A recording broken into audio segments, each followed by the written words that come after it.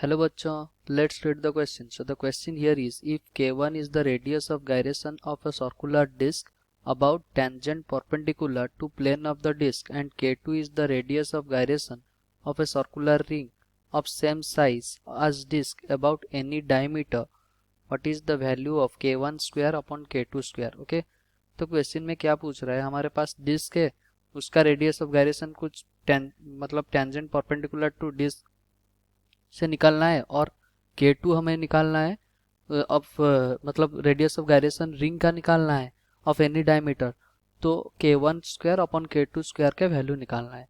So the key concept here is radius of gyration हम कैसे निकालते हैं, M K square equals to moment of inertia of any material. Okay, तो M K square को हम अगर लिखेंगे तो K equals to I upon M का अंडर रूट. ओके, ये हो जाएगा हमारा क्या, radius of gyration. Okay, so question में क्या पूछा गया है हम देख लेते हैं. क्वेश्चन में पहले पूछा गया है एक डिस्क है, उसका कोई टेंजेंट पास कर रहा है, उसमें हमें जो एक्सिस टेंजेंट से पास कर रहा है तो उसमें हमारा मोमेंट ऑफ इनर्शिया निकालना है. मान लो ये हमारा परपेंडिकुलर टू डिस्क जो है उसका एक्सिस है, और हमें पूछा गया है यहाँ कितना, इस एक्सिस के अबाउट कितना हमारा मोमेंट ऑफ इनर्शिया होगा. ओके, तो हम डिस्क का कैसे निकालते हैं, डिस्क का हमारा पता है हमें M R I equals to M R square upon two. Okay, M R square upon two, पर ये वाला लाइन कितने दूरी में है, आर डिस्टेंस दूरी में है. इसका मतलब M R plus M R square equals to 3 upon two M R square. ये हो जाएगा हमारा moment of inertia of disc at the tangent.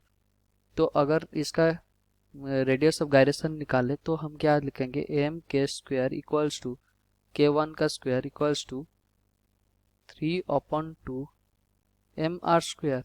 इसका मतलब के वन का square equals to 3 upon two R square. Okay, ये हमारा पहली कंडीशन का है. दूसरे कंडीशन में क्या पूछा गया है, मान लो ये हमारा रिंग है. ओके, ये हमारा डिस्क था और ये मान लो हमारा रिंग है, तो रिंग का एनी ऑफ दी डायमीटर में निकालना है, मतलब डायमीटर के अबाउट हमें निकालना है. तो हम जानते हैं परपेंडिकुलर टू रिंग कितना होता है, एम आर स्क्वायर.